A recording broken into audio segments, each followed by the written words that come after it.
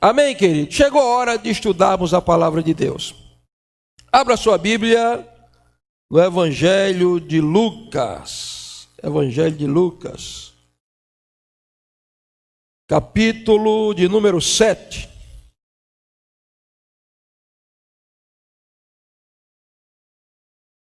Evangelho de Lucas, capítulo de número 7.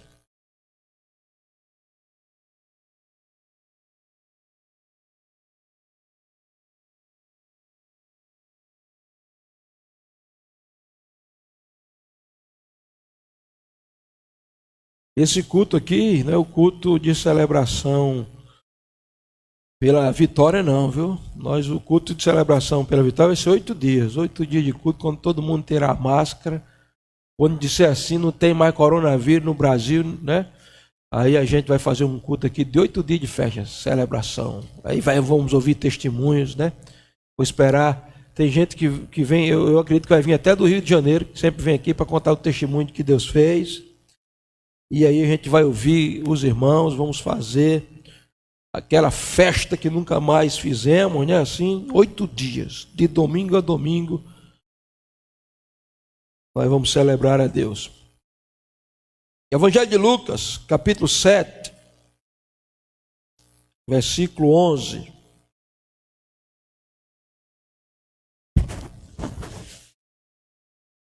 Evangelho de Lucas, capítulo 7, versículo 11. Vou esperar você encontrar.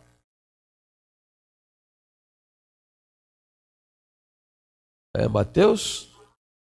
Tá errado. É Lucas 7 e 11. Mas se não tiver aí, não tem problema não. Você acompanha na sua Bíblia aí. Amém? Vamos lá? Em dia subsequente, dirigia-se Jesus a uma cidade chamada Naim. Iam com ele os seus discípulos e numerosa multidão. Como se aproximasse da porta da cidade, eis que saía o enterro do filho único de uma viúva, e grande multidão da cidade ia com ela. Vendo-a, o Senhor se compadeceu dela e lhe disse: não chores. Chegando-se, tocou o esquife e, parando os que o conduziam, disse: jovem, eu te mando, levanta-te. Sentou-se o que estivera morto e passou a falar. E Jesus o restituiu à sua mãe. Todos ficaram possuídos de temor e glorificavam a Deus, dizendo: grande profeta se levantou entre nós e Deus visitou o seu povo. Essa noite eu quero conversar com vocês sobre o tema avivamento em Naim. Algumas semanas atrás eu preguei uma mensagem nesse mesmo texto. O tema foi Consolando a Inconsolável. O foco daquela mensagem era a viúva. Mas hoje eu quero trazer outro tema e Deus me deu outras aplicações, outros pontos dentro desse texto. Eu quero falar sobre o tema avivamento em Naim. Qual é o tema? Você pode dizer melhor qual é o tema? Qual é o tema? Amém. Avivamento em Naim. Avivamento é a maior necessidade da igreja. A igreja brasileira tem enfrentado alguns moveres de Deus. Mas nós estamos ainda para experimentar o avivamento. Foram os avivamentos na história da igreja que revolucionaram nações inteiras. Os avivamentos na história da igreja foram uma revolução, primeiro, espiritual, segundo, social, terceiro, moral, quarto, política. O avivamento revoluciona uma nação em todos os seus aspectos. E o que é avivamento? A definição da nossa apóstola Valnice de avivamento é a vida de Deus em nós. Se você for ler a história da igreja, as nações que viveram avivamentos foram nações que estavam mortas moralmente, espiritualmente, socialmente, familiarmente. Leia, por exemplo, a história da Alemanha, século XVI, antes de 1517, uma igreja corrompida, um clero imoral, uma sociedade analfabeta nas escrituras, a igreja apóstata, morta, sem vida, controlando as 5 áreas da sociedade da época: a religião, a política, as artes. Esqueci as duas outras áreas, mas as 5 áreas principais estavam corrompidas e controladas, até que Deus levantou um homem chamado Martinho Lutero, que deu um grito dentro dos muros de Roma, dizendo: o justo viverá da fé. Esse grito surgiram os 5 solas que deram origem à reforma protestante. Só as escrituras, só a graça, só Cristo, só a fé, glória somente a Deus. Leia a história da Inglaterra, século XVIII, XIX, uma igreja corrompida, pregadores mortos, pregando sermões mortos, para uma igreja morta, a imoralidade campeando os arraiais da igreja e a sociedade por um todo.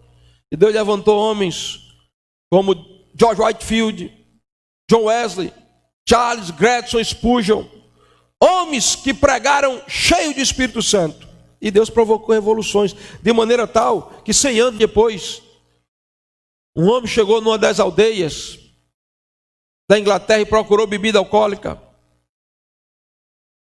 Foi em um comércio, não tinha, foi no mercado, não tinha, em todos os lugares ele procurou e depois de não encontrar, ele chegou para um aldeão daquela aldeia e disse: mas me diga qual é o motivo pelo qual eu procurei bebida alcoólica aqui para beber e não encontrei em nenhum lugar. E ele disse: o motivo é que um homem chamado John Wesley passou por aqui 100 anos atrás.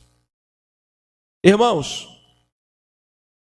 o que está acontecendo no mundo é o megafone de Deus para despertar a humanidade. Porque as nações da terra precisam de uma revolução espiritual. O Brasil precisa de um avivamento. O Brasil está morto há décadas. E essa morte se torna mais explícita em nossos dias. Morta em todos os aspectos.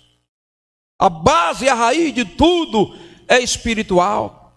E a morte espiritual gerou todas as mazelas que nós estamos vendo na nossa nação. Um país que transformou uma crise de saúde pública em um palco político, e nós estamos vendo aí políticos se degladiando, enquanto o coronavírus assola a nação.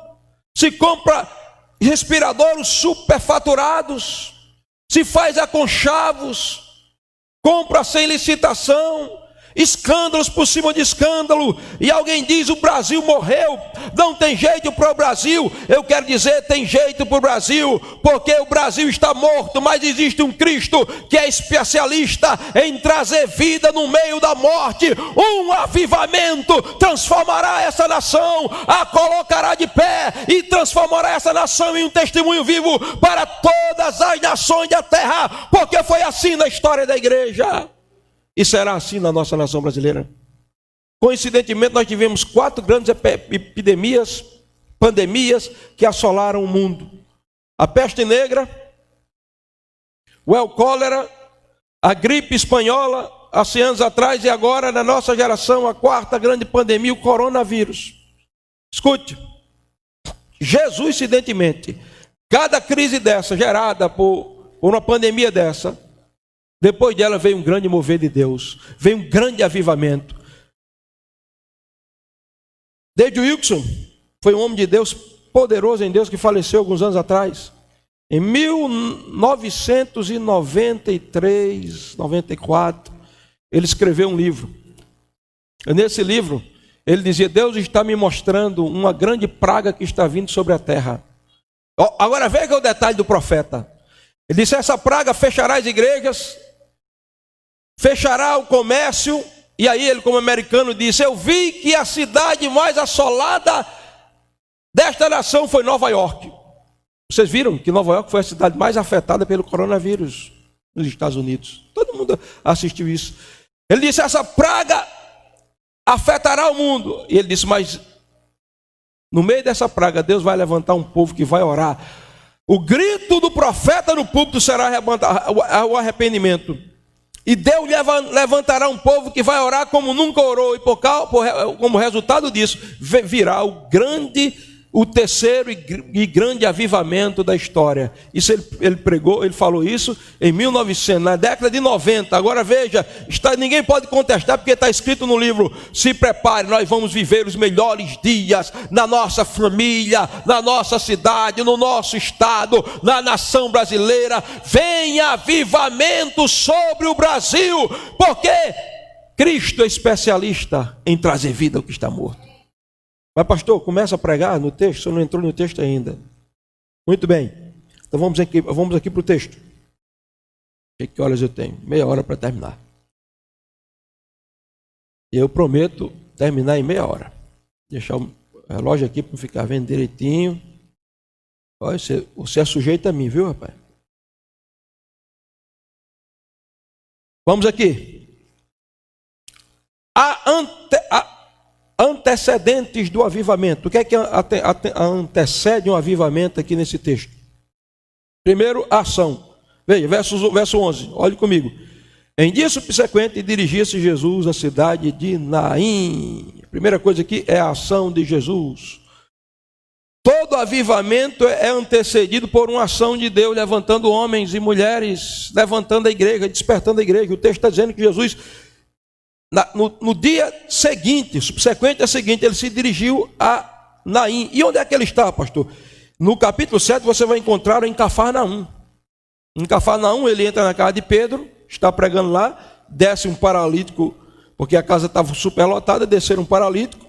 Ele perdoou os pecados do paralítico, depois mandou o paralítico andar. Agora, ele já vinha, antes de Cafarnaum, se você voltar um pouquinho, ele já vinha do lago de Genezaré. Então ele sai do lago de Genezaré, onde ele provoca o milagre da pesca maravilhosa. Ele entra agora na cidade de Cafarnaum e cura o paralítico. Ainda na cidade de Cafarnaum, ele, pela simples palavra, cura o servo de um centurião.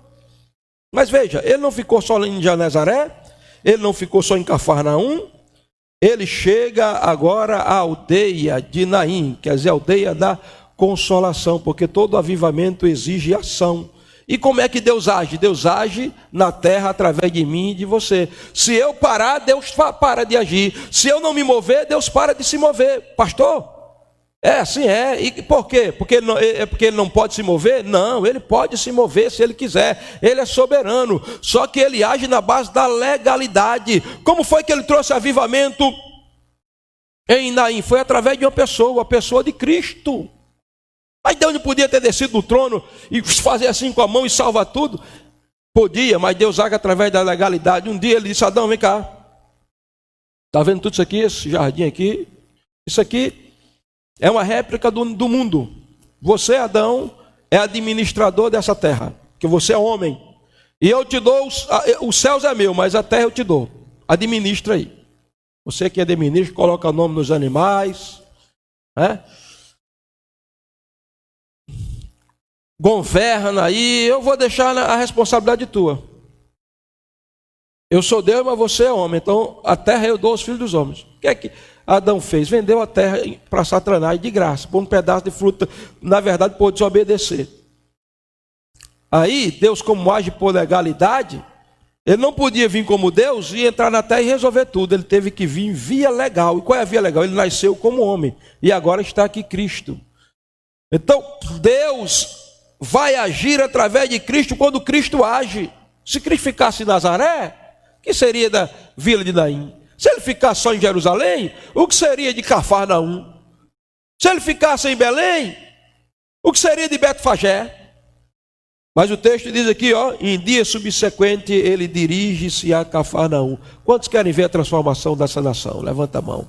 Quantos querem ver a transformação dessa cidade? Levanta a mão. Depende de quem, pastor? Depende de mim e de você, porque hoje nós somos o corpo de Cristo. Como o corpo de Cristo, ele vai falar através da nossa voz. Como o corpo de Cristo, ele vai olhar através dos nossos olhos. Como o corpo de Cristo, ele vai tocar através das nossas mãos. Como o corpo de Cristo, ele vai andar através dos nossos pés. Mova-se e Deus se moverá. Pare e Deus parará.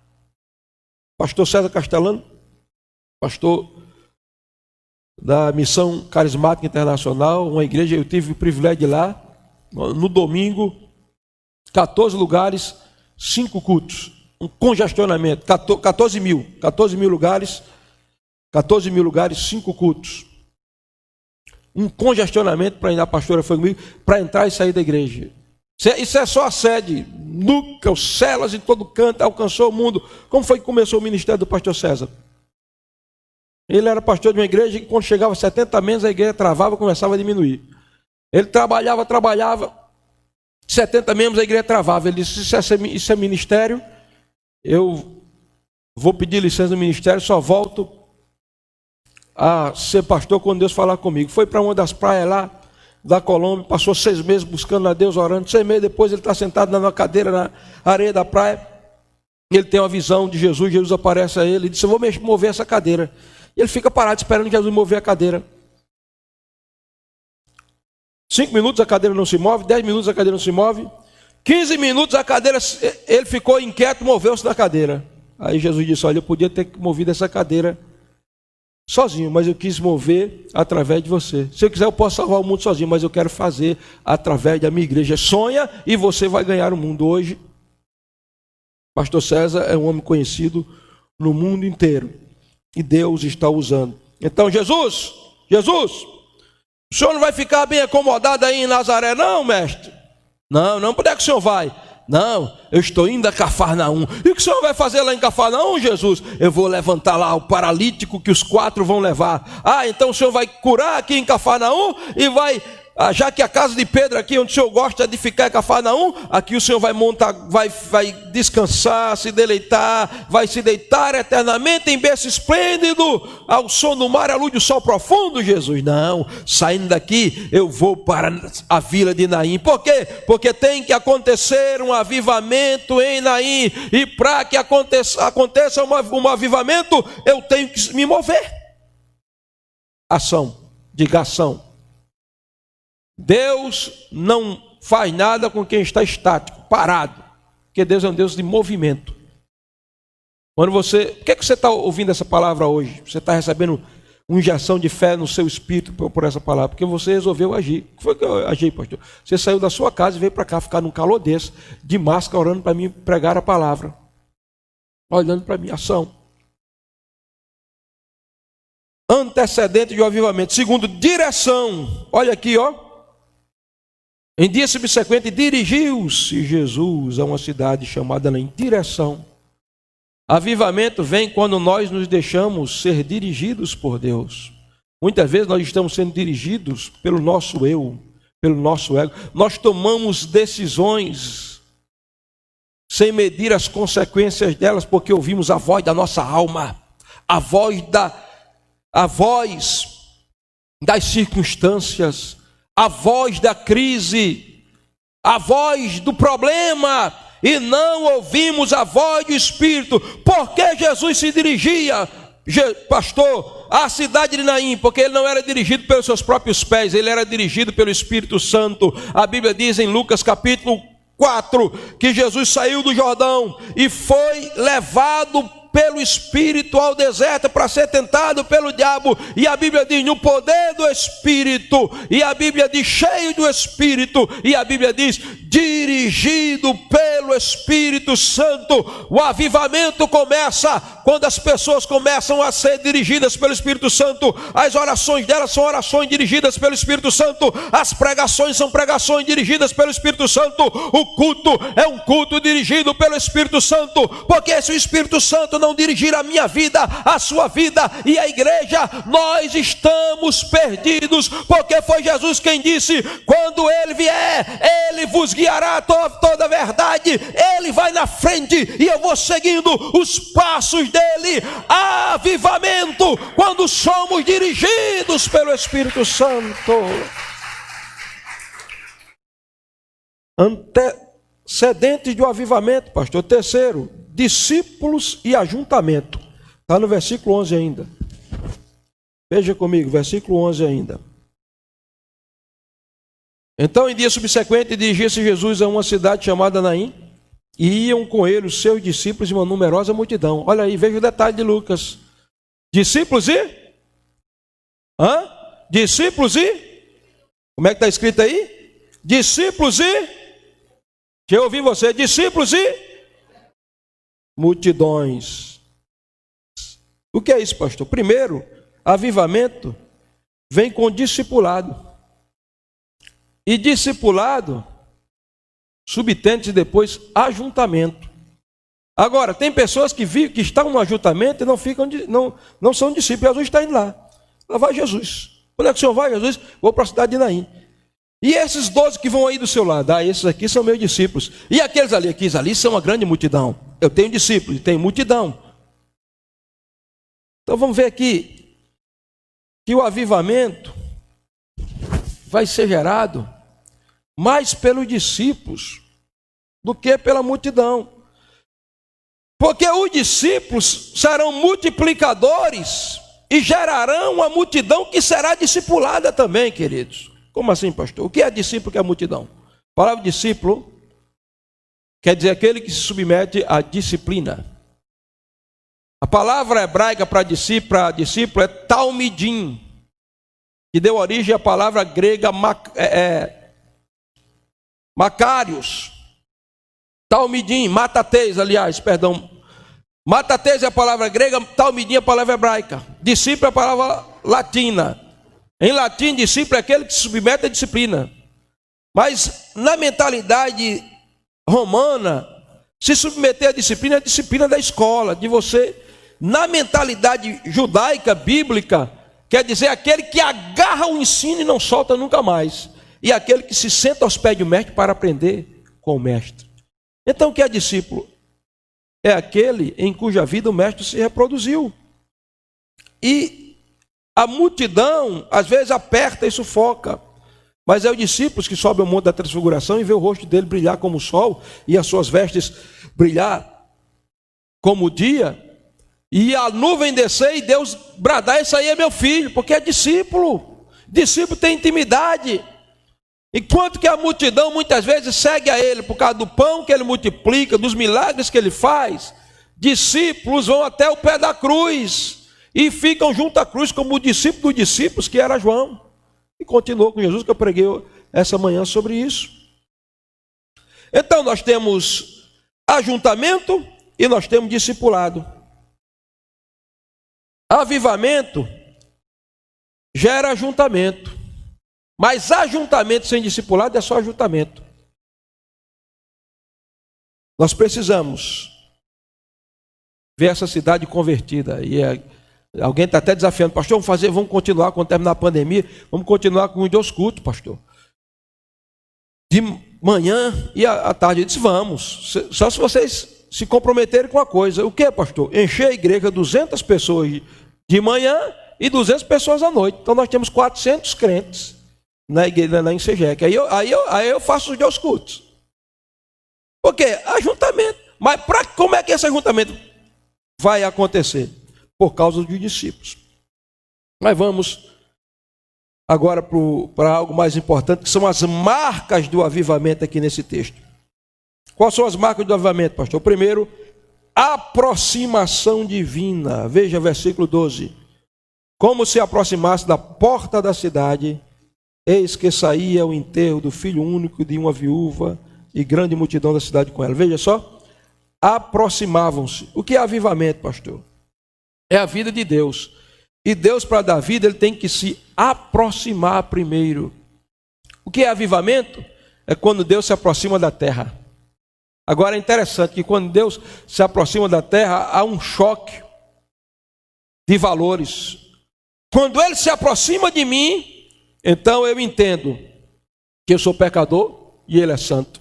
que eu sou pequeno e ele é grande, que eu sou falho e ele é perfeito, que eu sou dependente e ele é soberano, que eu não tenho, mas ele tem, que eu não posso, mas ele pode, que eu não sou, mas ele é. É por isso que quando Jesus disse: Pedro, pode jogar a rede para o lado direito do barco. Aí Pedro disse: Senhor, olha, o Senhor não me leva a mal, o Senhor é meu rabi, meu rabino, mas eu sou pescador há muitos anos, Senhor. Eu sei o que é, eu pesquei a noite toda, mas o Senhor está dizendo, né, sobre a tua palavra, eu vou lançar. Jogou a rede, eu disse: Senhor, Tiago, ajuda aqui, o que tá, acho que engalhou a rede lá. E os peixes, não tinha peixe nenhum não, mas quando ele jogou a rede, aí Jesus, eu acho que Jesus fez peixe, só no pensamento, peixe, e os peixes, o cardume ia indo para outra direção. Daqui a pouco um peixe talvez olhou para o outro e disse: rapaz, vamos voltar para cá, não, está ficando doido, cara, ali é a rede, não, mas tem uma força me atraindo para cá, então eu vou. E os peixes foram todos para dentro da rede. E quando Pedro disse: ajuda aqui, Mateus, ajuda aqui, Tiago, ajuda aqui, e quando João ajuda, a Bíblia diz que uma grande multidão. Pedro entendeu que o divino estava se aproximando do humano. Sabe qual foi a ação de Pedro? Caiu de joelho nos pés de Jesus e disse: afasta-te de mim, porque eu sou pecador. E acontecer um avivamento na cidade de Naim, porque Deus em Cristo estava se aproximando daquela cidade. Deixa eu te dizer, as blasfêmias, eu estou hoje meio... as blasfêmias que foram propagadas aí no carnaval desse ano, ridicularizando a pessoa de Jesus, os insultos, talvez atraíram, quem sabe, essa pandemia para a nação brasileira, e o juízo de Deus se desencadeou. Mas deixa eu dizer uma coisa, não vai terminar assim não. Por quê, pastor? Porque eu nunca vi um movimento de oração no Brasil, como eu nunca vi crentes em praça pública de joelho, clamando, se arrependendo. Deus está se aproximando da nossa nação e nós vamos cair de joelhos. Entendemos que somos fracos, não somos nada, nada podemos, nada temos, mas Ele é todo poderoso, Ele é glorioso. Somos pecadores, mas Ele é santo, e a sua presença se aproximando de nós vai nos santificar, nos levantar, nos erguer e nos fazer andar olhando para a eternidade. Irmãos, a cidade de Naim jamais imaginou o que ia acontecer naquela manhã gloriosa. Naim está despercebida, mas o Filho de Deus está indo a passos largos em direção a Naim. A Bíblia diz que ele vai se aproximando e ele chega, a Bíblia diz que chegou na porta da cidade. Primeira, aproximação divina. Segundo, crise para ser debelada. Verso 12, olha aí, ó. Como se aproximasse da porta da cidade, eis que saía o enterro do filho único de uma viúva, e grande multidão da cidade. Uma crise. Qual era a crise? Era a crise de uma viúva. E a crise daquela viúva foi compartilhada por aquela cidade. Certamente aquela viúva não era uma viúva ranzinza, que todos os vizinhos delas eram inimigos dela, que a cidade dizia: meu, pelo amor de Deus, ninguém vai no enterro daquela mulher, porque é pela caridade. Você sabe que quando morre uma pessoa antipática, ranzinza, muitas vezes vai pouca gente para o enterro, né? Às vezes, né? Mas a Bíblia diz que a multidão ia, e aquela viúva, olha a situação da viúva, vestida de preto, que era o costume do luto, aqui do lado o caixão do filho, 100 metros de distância o sacerdote morto, alguém consolando ela, e ela vai andando, e o filho lá dela vai. Qual é a crise daquela viúva? Ela perdeu o filho único. Olha aqui, olha o que o texto diz. Olha o que o texto diz. Filho único de uma viúva, e grande multidão da cidade com ela. Filho único. O que é isso, pastor? O que é filho único de uma viúva naquela época? Ela era viúva. Logicamente não tinha marido. O único filho tinha morrido. Sabe o que é um filho que era único de uma viúva? Era o sustento da casa. Aquela mulher está olhando para dentro do caixão, sepultada ali está os sonhos dela, sepultada ali está a aposentadoria dela, sepultada estão as expectativas dela, sepultada está a esperança dela. É uma crise terrível. E ela vai chorando ali, andando do lado do caixão do filho. Porque era o seguinte: se alguém, uma mulher, fosse casada e o marido dela morresse, e ela não tivesse filho, e o marido não tivesse tido filho, então o cunhado tinha que cumprir a lei do liverato. Que lei era essa?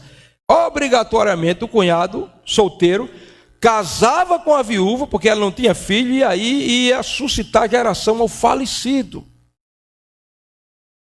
Como ela tinha filho, ninguém ia poder casar com ela.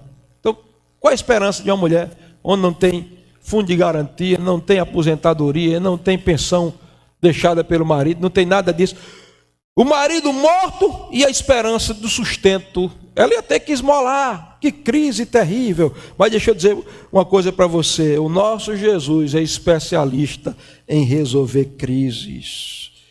A crise antecede o avivamento. É por isso que eu comecei dizendo, você lê a história da igreja, você vai ver as crises que vieram e depois o despertar de Deus, a transformação. Se preparem para viver os melhores dias da vida de você, né? Eu estava conversando com o irmão essa semana, disse: poxa, irmão, e aí? Um comerciante. Eu disse: irmão, e aí?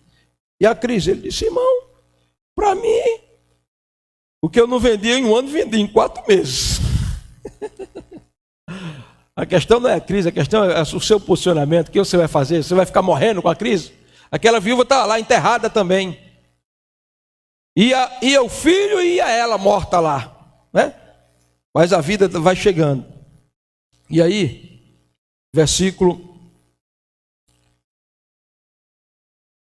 marca de um avivamento, aproximação, crise para ser debelada. Terceira, compaixão e consolação. Verso 13: vendo o Senhor, compadeceu-se dela e disse: não chores. Veja, a mulher vem aqui, ó,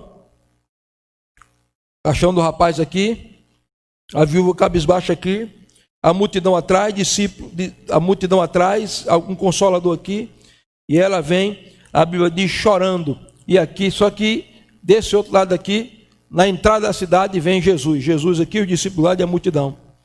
Enquanto que essa multidão aqui vem com a mulher chorando e todo mundo com cara de morto, porque era o enterro do rapaz querido ali, essa multidão vem louvando a Deus. Nessa multidão vem alguém dizendo: olha, eu era cego de nascença, mas aquele que vai ali, Jesus Cristo de Nazaré, sim, ele tocou meus olhos e eu fui curado. Aqui do lado tem dizendo: olha, eu estava morto há 4 dias, mas aqui, esse aqui, Jesus de Nazaré, me chamou da sepultura, eu estou aqui, Lázaro vivinho. Vem outro camarada baixinho assim, dizendo: olha, eu era um publicano, mão de vaca, eu não era dizimista, nem ofertante, eu era um avarento, mas Jesus, olha, ele entrou na minha casa e me deu salvação. É a multidão que conduz a morte, irmão. Por isso que uma igreja morta não tem louvor, não tem lágrimas de emoção, é tudo mecânico. Uma multidão que conduz a morte vem cabisbaixa, deprimida, triste e acabada. Mas a multidão que vai seguindo Jesus vem aplaudindo, vem glorificando, vem louvando, vem exaltando, vem falando das grandes obras que ele realizou. Se você está vivo aqui essa noite, dê um aplauso, glorifique, exalte o nome do Eterno. Jesus se aproximou e disse: mulher, pare um pouquinho, por favor, não chore. Olha aí, por que Jesus vai dizer isso, não chore? Porque ele tem o poder da consolação. A Bíblia diz em Apocalipse 21 que naquele dia, definitivamente, ele enxugará dos nossos olhos toda lágrima. Sabe por quê? Porque ele já enxuga agora. Naquele dia a consolação vai ser definitiva, porque hoje, irmão, você chora hoje, ele lhe consola amanhã, você está sujeito a entrar numa crise depois, ele consola de novo. Ele é especialista, ele diz para a mulher: não chores. Então a compaixão se apoderou dele, ele foi movido de compaixão, porque a Bíblia diz que Jesus olhou para aquela mulher. Quando Jesus olhou e viu o caixão, os olhos de Jesus na palavra do conhecimento e da sabedoria, penetrou o interior daquela mulher. E Jesus não viu somente aquela mulher de preto chorando. Jesus prescrutou a alma dela e viu a lembrança daquela mulher quando ela saiu da maternidade com aquele menino, que as parteiras fizeram parto, ela saiu com o menino. Viu quando ela estava amamentando o menino pela primeira vez. Ela viu o menino ele viu o menino engateando e a mãe ajudando o menino a aprender a andar. Viu quando o menino ficou um pré-adolescente e agora um rapaz. Viu a dor daquela mulher quando estava chorando, e Jesus olhou para ela e disse: não chore, porque a mulher vinha chorando, porque outra marca do avivamento é lágrimas. Quanto mais lágrima, mais mover do sobrenatural. O choro dura uma noite, mas a alegria depois das lágrimas vem em um novo amanhecer. A Bíblia diz que o que semeia em lágrimas cegará, colherá com alegria. A mulher vinha chorando. E aí? Lágrimas antecedem o avivamento, são marca de avivamento. E em quinto lugar, toque divino. A mulher vem chorando aqui, Jesus diz: não chores. E a mulher talvez olha para Jesus: não chore. E a Bíblia diz que Jesus se aproximou e fez o que um sacerdote jamais poderia fazer: tocou o caixão. Toque divino. O toque de Deus renova, restaura, reaviva, transforma qualquer situação. Quando Jesus toca, a Bíblia diz que todo mundo para. E aí, Jesus vai dar o comando da sua palavra, porque outra marca do avivamento é a soberania. Olha o que é que Jesus diz.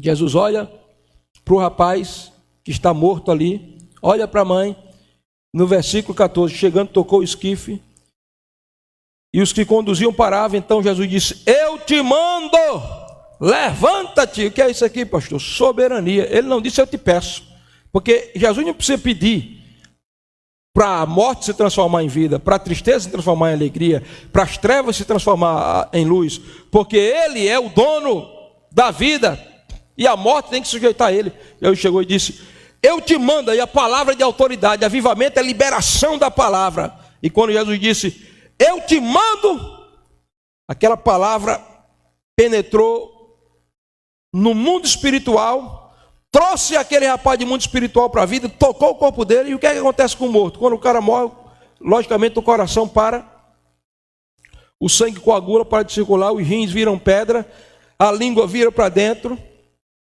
os nervos travam, a pele fica seca, sem vida. Quando Jesus diz assim: eu te mando, o espírito do jovem sai lá do mundo espiritual e entra no corpo. Quando entra no corpo, o sangue começa a circular, o coração começa a bater de novo, os olhos se abrem, que a vida, os nervos se destravam, a pele volta à cor natural e a vida volta, porque todas as coisas se submetem à palavra de Jesus. Quando Ele fala, até o universo para. Quando Ele fala, o inferno bate em polvorosa. Quando Ele fala, o sobrenatural acontece. Quando Ele fala, a morte se transforma em vida, a tristeza em alegria, as trevas em luz. Ouça a voz de Cristo essa noite. Ele está falando pela sua palavra e a palavra dele nos coloca de pé. Aplauda Jesus.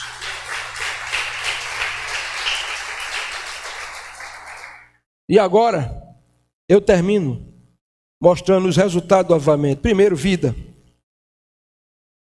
O jovem voltou à vida. Avivamento é vida. Eu passei por duas experiências fortes nesse período aí de isolamento social, de pandemia. Orei por muita gente, mas duas pessoas eu orei, que foram marcantes. Uma foi o senhor José Moisés, um velho de 80, 90 anos, diabético, hipertenso, acho que tinha problema do coração, uma série de complicações, foi infectado com coronavírus, estava no oxigênio, não se movia, não falava. Nós enviamos um WhatsApp, uma oração, e liberamos a vida de Deus na vida de seu João Moisés, que é tio de Raquel, né? Tio de Raquel, liberamos a vida de Deus. E aí depois Gildene trouxe, eu vou passar esse vídeo aqui depois, seu João Moisés, mexendo os braços, falando, normal. O que aconteceu com o João Moisés? Está em casa, curado, restaurado, transformado, sabe por quê? A palavra de Deus não é porque o pastor Cleófas é um grande homem de fé, porque não tem nada disso, meu irmão. É a palavra de Deus. Está aqui Fábio, ó, que um dia eu quero que ele venha contar esse testemunho hoje não, mas um dia desse, qualquer dia desse ele vem. Essa semana ele chegou, estava no trabalho dele, chegou na casa da irmã disse, irmão Fábio, ora aqui pelo meu braço, está doendo tanto. Aí ele disse que nervoso que só, disse, eu vou conversar com ela aqui para tapear, para ver se ela esquece, para pelo menos não orar. E a irmã já conversar e a dor no braço. Aí não sei se foi ele ou foi ela que lembrou, e disse, irmão, eu vou orar pela senhora. Orou de longe, não tocou, né? Por causa tem essa questão do distanciamento. Orou, foi embora. Quando voltou de tarde, a irmã estava feliz da vida. Só eu estava com o braço que eu não conseguia nem mexer a mão. Está aqui curado em nome de Jesus. O braço foi restituído, curado. A bênção de Deus. Sabe por quê? Porque na palavra de Cristo há vida, meu irmão. Segunda marca do avivamento é o testemunho. Agora veja. A Bíblia diz, está aqui, ó, que o moço, quando Jesus disse, levanta-te, diz que o moço se sentou, porque a coisa é gradativa, e começou a falar. O que é que ele começou a falar? A Bíblia não diz, mas deixa eu voar aqui na imaginação. Eu acho que o moço se levantou do caixão, sentou no caixão e disse, rapaz, você não sabe o que aconteceu comigo. E a mãe dele, meu filho, abraçando. Mas o que foi que aconteceu? Eu estava em casa, daqui a pouco, uma luz começou a brilhar, eu senti uma fraqueza, o meu espírito se descolou do corpo, e eu vi meu espírito entrando assim num túnel de luz, e vi vários anjos. Daqui a pouco eu fui chegando num local, quando eu cheguei lá, um velho veio ao meu encontro, e eu disse, quem é o senhor? Eu sou Abraão, meu filho, pode entrar, você está no seio de Abraão. E eu comecei a andar, daqui a pouco eu vi aquele homem assim, tão cheio de Deus. Eu disse, quem é você? Eu disse, eu sou Davi, o grande salmista, fui rei. Eu ouvi falar muito do senhor rei Davi, meu muito prazer. Depois eu vi um velho com um cajado na mão. Eu disse, quem é aquele? Aquele ali é Moisés, tem cuidado com ele, com aquele cajado ali, ele abre o mar vermelho, toca em pedra, sai água, tem que ter cuidado. E daqui a pouco eu vi um camarada numa carruagem de fogo, subia desse, aquele fogo de quem? Isso é Elisa aí, carruagem de fogo, está se apresentando, ele gosta de se apresentar aqui. E quando eu estava conversando com aqueles heróis da fé de Deus, eu ouvi uma voz dizendo, moço! E eu parei e disse, olha, vocês estão ouvindo? Não, ninguém está ouvindo nada. E aquela voz me atraía, daqui a pouco eu vi que eu estava saindo daquele túnel, e eu me vi aqui, meu espírito sobre esse local, meu espírito entrou no corpo e eu voltei a viver. E a Bíblia diz que aquele jovem foi testemunhar, começou a falar, porque avivamento fala de testemunho, meu irmão. Quem ressuscitou espiritualmente tem testemunho para contar, de vida. Agora quem é morto, não dá testemunho não, porque morto não fala, não sente, não tem o que dizer. Mas quem ressuscitou, quem viveu no alcoolismo, nas drogas, na prostituição, quem até viveu uma vida religiosa, experimentou o toque de Deus, o que é que acontece? Experimentou o toque de Deus, tem testemunho para falar, amém?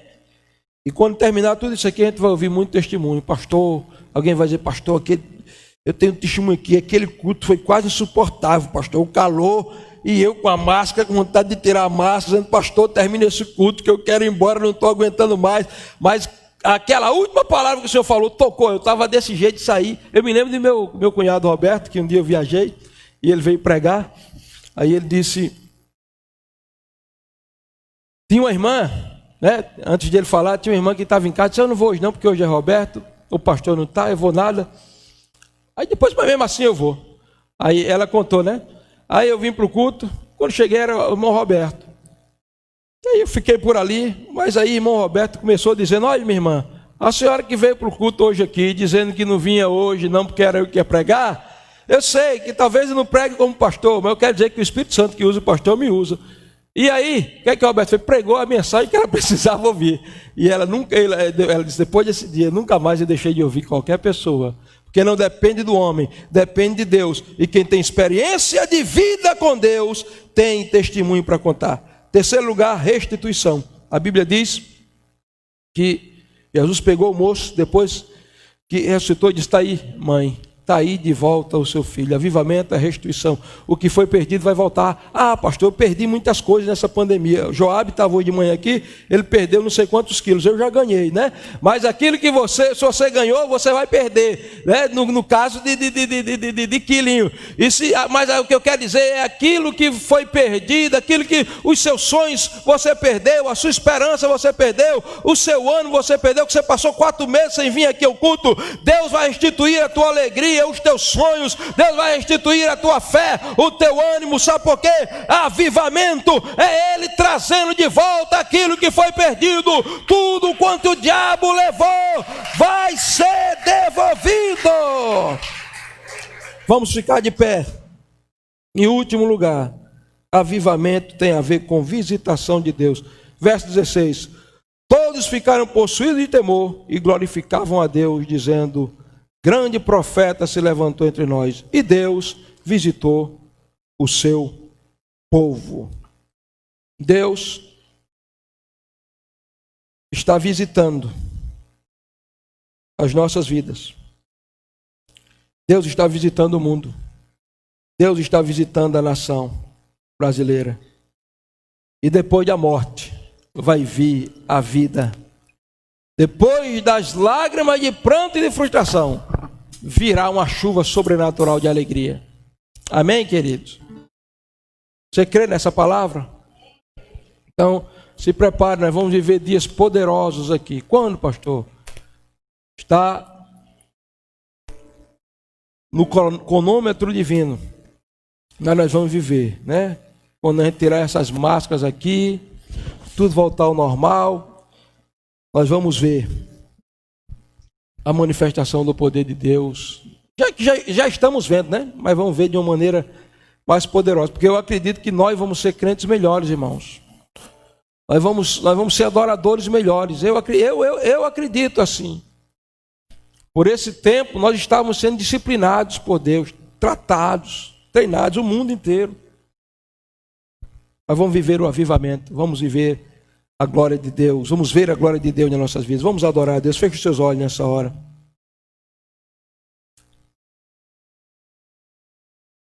Feche os seus olhos, vamos adorar a Deus.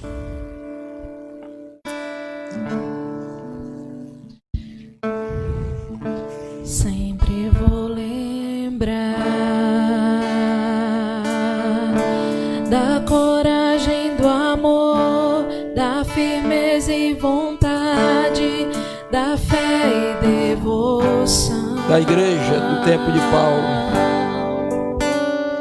Da igreja do tempo de Paulo, de Pedro e João. Enfrentavam a fúria de Roma, mas nunca negavam sua fé de cristão. É um exemplo para mim. Verdadeira lição.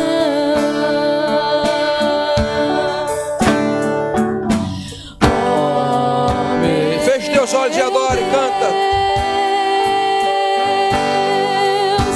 Reaviva a tua igreja de novo.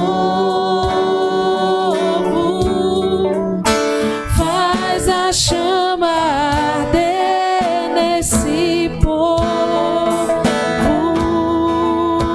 como eram os primeiros cristãos.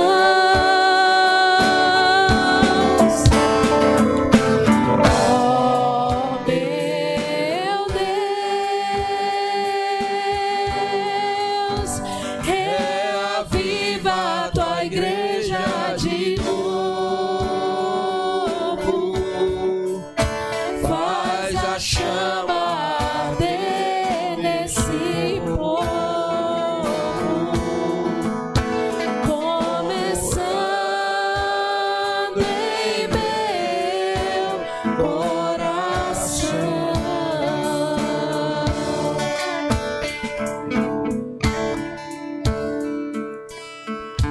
Eu queria ver A bravura. a bravura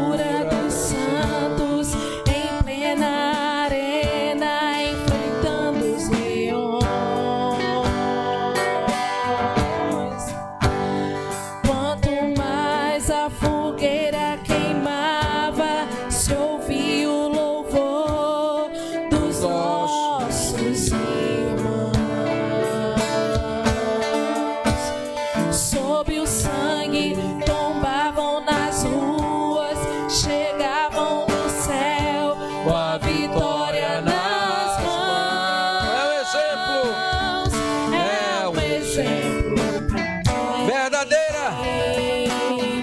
verdadeira. Levante a voz e cante, oh meu Oh meu Deus, reaviva a tua igreja de novo, faz a chama arder nesse povo, como eram os primeiros cristãos.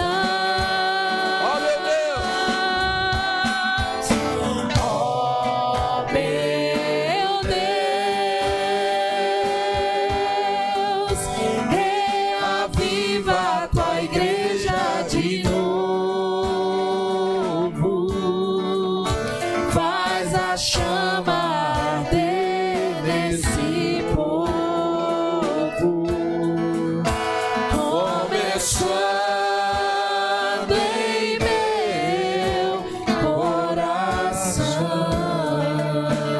Aleluia, dê um aplauso a Jesus. Forte esse aplauso.